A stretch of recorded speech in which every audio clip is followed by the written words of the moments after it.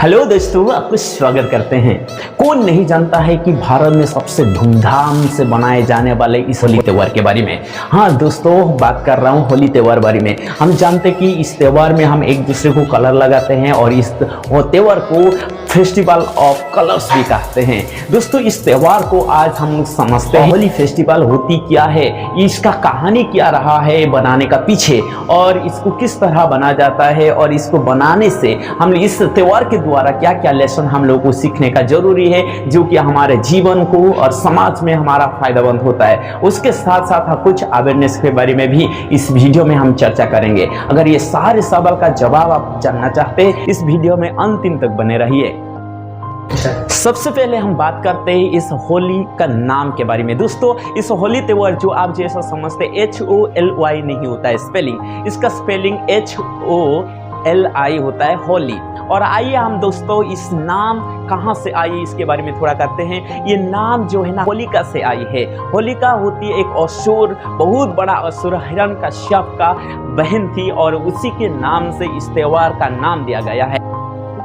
दोस्तों, what is Holi? Holi क्या है? होली एक फेस्टिवल है। ये हिंदू फेस्टिवल है। हमारे भारत और नेपाल और इवन अलग अलग देशों में जहाँ इंडियन डायस्पोरा रहते हैं, इस सारे कंट्री में ये होली त्यौहार बना जाता है। होली त्यौहार एक हिंदू फेस्टिवल है भले, लेकिन आज के समय में सभी लोग मिलजुल के इस त्यौहार बनाते हुए मजा लेते हैं। दोस्तों, अभी हम लोग चर्चा करेंगे इस त्यौहार को बनाने का पीछे क्या कहानी रहा है, इसका story of this Holi festival. आइए दोस्तों, हम देखेंगे कि इस त्यौहार का बनाने का पीछे बहुत साल का पहला कहानी है। यह है सत्य युग से आरंभ होता है। कहा जाता है कि उस समय में एक बहुत बड़ा असुर हिरण्यकश्यप हुआ कर रहा था, और उस हिरण्यकश्यप का भाई जो विष्णु के द्वारा मारा जाता है, और इसी के वजह से इन्होंने एक गहरा तपस्या में चला जाता है शक्ति प्राप्त करने के लिए। ब्रह्मा उनके प्रकट हो जाते और पूछते कि मेरे भक्तों क्या जरूरी है, क्या चाहिए आपको। उन्होंने वरदान के आकार पर उनको अमर जीवन मांगता है, लेकिन ब्रह्मा जी कहता है ये मेरे से संभव नहीं है, ये तो किसी को दिया नहीं जा सकता है। फिर उनके बाद फिर भी वो छोड़ता नहीं।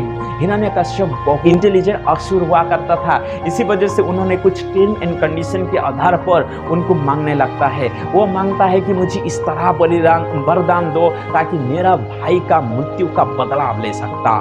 इसीलिए पहले तो उन्होंने कहता है मुझे ना भगवान मार सकता है, देवता कोई देवता मार सकता है, ना मनुष्य मार सकता, ना कोई जानवर मार सकता है। इस वरदान पाने के बाद उन्होंने कहता है ना मुझे दिन में मारा जा सकता है, ना रात में मारा जा सकता है, ना मुझे इनसाइड में अंदर में, ना बाहर में कोई मार सकता है। और उनके बाद इनको कहते हैं कि ना धरती में ना आसमान में कहीं पर इनको मारा ना जा सकता है, ना मनुष्य द्वारा बनाया हुआ वेपन या अस्त्र से, ना इंसान से द्वारा बनाए गए वस्त्र से। इस तरह अमर पाने का चक्कर में इन्होंने सारे वरदान प्राप्त कर लेता है।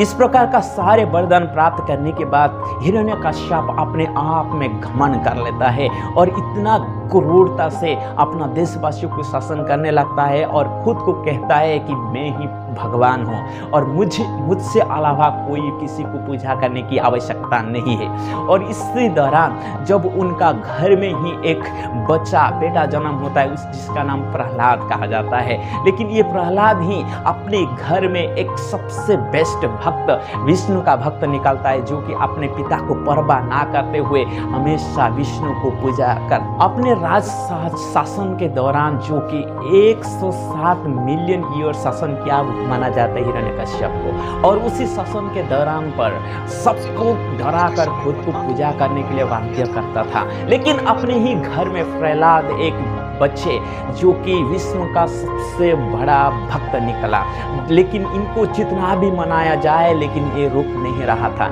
इसी वजह से अपने ही बेटा को मारने के लिए हिरण्यकश्यप बहुत कोशिश किया। सबसे पहले तो उन्होंने सांप का ढेरा पर डाल देता है, लेकिन फिर भी वो नाकामी होता है और प्रहलाद मर नहीं जाता है। उसके बाद इनको पहाड़ से ऊपर से गिराया जाता है, फिर भी नहीं मरता है। कुएं पर फेंका जाता है, फिर भी नहीं। नदियों में भी बहाया जाता है, फिर भी नहीं मार पाता है। हाथी का बीच में भी डाल देता है ताकि किसी तरह इसको मार दे हाथी सब, लेकिन फिर भी इनको मार नहीं पाते, क्योंकि वो सच में अच्छा भक्त हुआ करता था। इसी वजह से जब नाकामी होता है तो फिर उन्होंने अपना बहन का सहारा लेकर मारने के लिए प्रयास करता है, जिसका बहन का नाम था होलिका। होलिका के पास एक खास वरदान था। उनके पास एक चादर था, जिसके चादर के ताकत से वो आंख से भी जला नहीं जा सकता था। इसी वजह से उसी वरदान के द्वारा प्रहलाद को मारने के लिए उन्होंने होलिका से मदद ली। जब होलिका प्रहलाद को पकड़कर चादर उड़कर उस वेदी में बैठ जाता है और बैठने के बाद ट्विस्ट हो जाता है कि ये चादर ग्रेजुअली उड़कर प्रहलाद का ऊपर में आ जाती है और इसी दौरान ये होलिका उस आग में दहन हो जाती है और जल जाती है। इसीलिए हम लोग पहला दिन को होलिका दहन बनाते हैं और बुराई को जलाया जाता है और सच्चाई विजय प्राप्त होता है।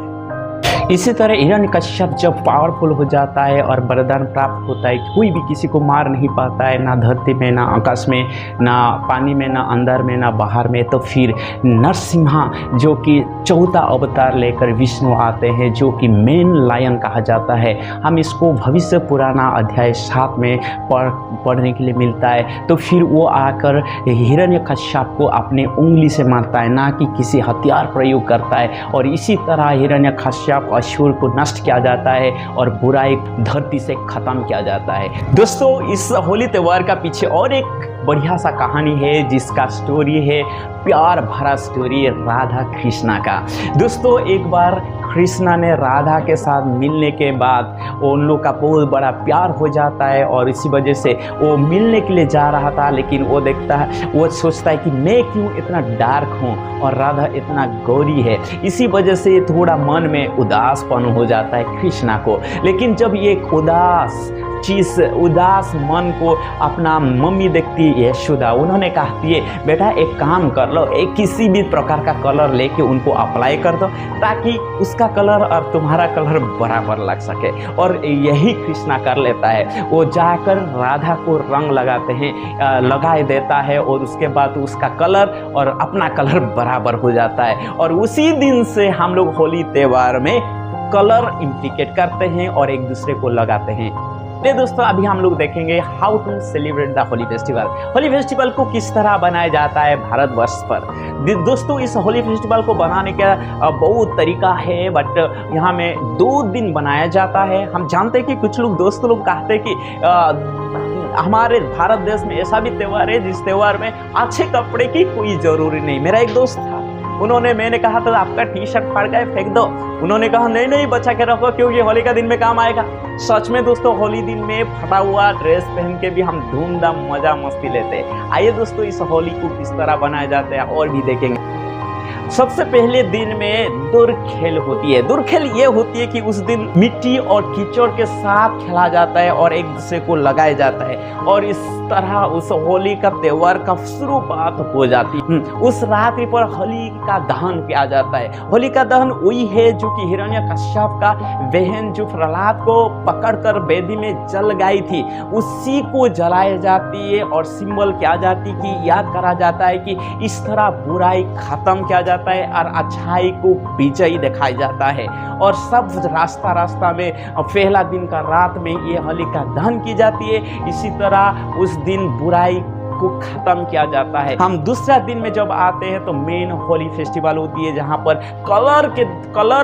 अलग अलग कलर को दूसरे को लगा के अप्लाई करते हैं और इस त्यौहार को बनाया जाता है। दोस्तों, इस त्यौहार में कुछ नेचुरल सिंबलाइज होती है। यहाँ में नेचुरल गुलाल बनाना जरूरी होती है ताकि वो स्किन इन्फेक्शन नहीं होता और आसानी से वो चला भी जाता है।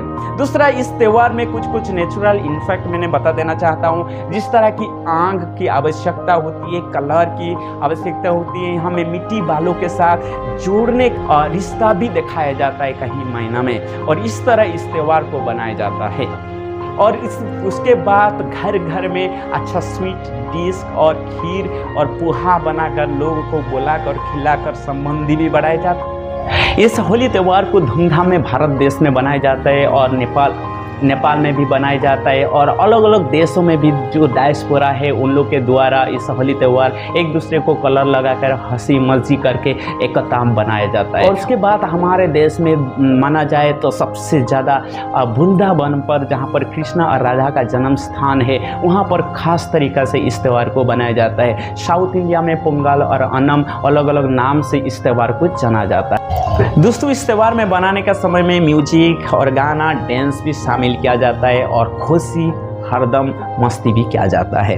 और दोस्तों, इस त्यौहार को सिर्फ बनाकर होली किसी में डाल के मस्ती करने का बिल्कुल नहीं होता है। इस त्यौहार में ढेर सारे सीखने का लाइफ एप्लीकेशन लेसन रहा है। चलिए इस लेसन के बारे में हम सीखते हैं। सबसे पहले कि हम लोग जब होली का दहन करते हैं, इसका मतलब बुराई को ख़त्म कर रहे हैं। अगर हम लोग का जीवन में होली त्यौहार बनाने के बाद भी इविल बैडनेस हमारे जीवन में है तो फिर हम लोग होली बनाकर बेकार कर रहे हैं। इस होली त्यौहार को, पवित्र त्यौहार को बनाकर हम लोग भी पवित्र हो जाना चाहिए। हमारा जीवन से बुराई ख़त्म होना चाहिए।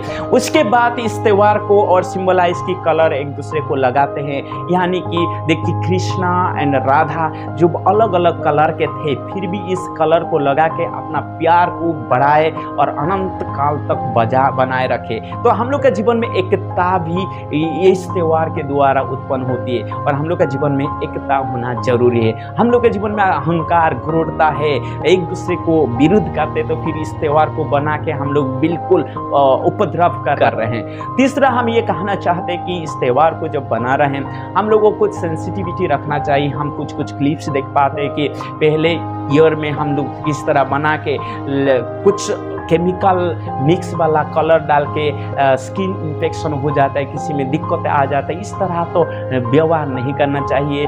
बिल्कुल हम लोग नेचुरल गुलाल का इस्तेमाल करने का आवश्यकता है ताकि इस त्यौहार हम लोग का और भी पवित्रमय हो सके। और दूसरा, जब कलर लगाने के बाद हम लोग धोते, ये सिंबलाइज करता है कि हम लोग का पाप जब कलर में ढका गया और पानी के साथ शुद्ध करने के बाद एक नया पवित्र आदमी बन गया है। और उसके बाद जब होली बनाने के बाद हम लोग खत्म करते तो हम लोग को पवित्र जीवन यापन करने की आवश्यकता होती है। यही सारा लेसन्स हम होली फेस्टिवल से हम लोग को सीखने मिलती है। और ये अगर हम लोग सब बना पा रहे हैं, अपने जीवन में अप्लाई कर रहा है, तो फिर आज 2025 का होली त्यौहार आपके लिए बेहद शुभकामना देगा और देश भर में आप हमारे लिए आशीर्वाद का एक कारण बनेगा। थैंक यू दोस्तों, have a wonderful life, happy Holi all of you.